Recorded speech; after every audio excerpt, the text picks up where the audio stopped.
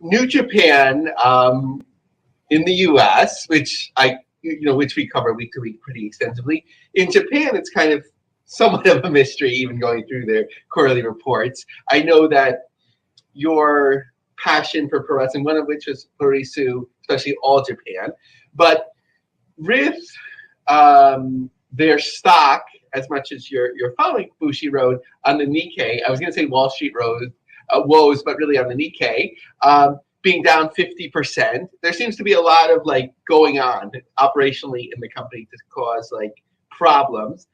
What's your outlook on the company overall at the moment? And how do you think they're positioned in the U.S.? I almost gave up on them, and then they're like, okay, we just sold 5,000 tickets to a show in Chicago. Yeah, it really looks to me like a company that's losing all of its talent to AEW. I've had some thoughts lately about, I remember the relationship between New Japan and Ring of Honor, how he sort of felt like, it's kind of a Trojan horse situation in that, Ring of Honor was helped in the short term from their relationship with New Japan. I think you could argue that maybe they weren't helped in the long term, although maybe there were other factors with Sinclair that was going to make this sort of what Ring of Honor ended up being inevitable.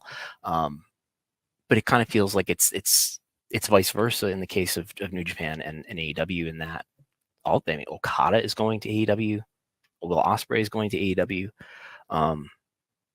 It's probably, I'm not the best person to talk about New Japan, but it's probably going to be a different era for New Japan in terms of there might be a limit to how far certain talent will go with them. If we're even seeing Japanese talent, Japanese-born talent like Okada go over, and Nakamura years ago went over to other bigger U.S.-based companies.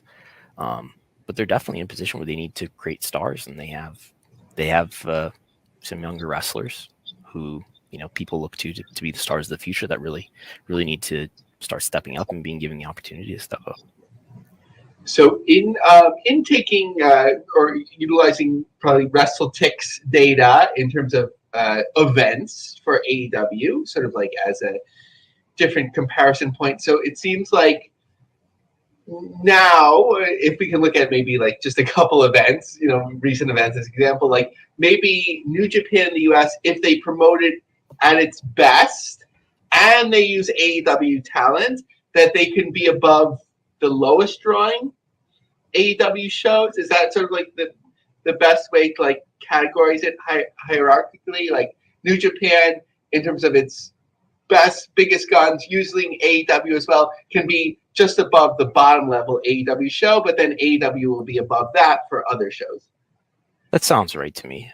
Yeah, I mean, there's clearly some novelty value for hardcore wrestling fans to come into Chicago if they're not already there and see an occasional peak show that is the authentic product that they watch on streaming that they can't see elsewhere.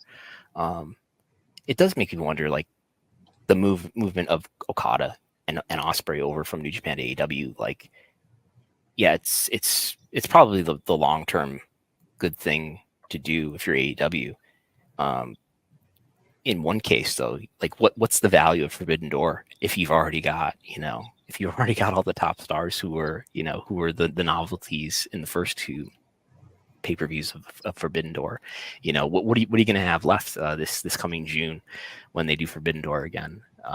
You got Naito over there, I guess, still, and there are others, but my point is the major stars are now your own full time.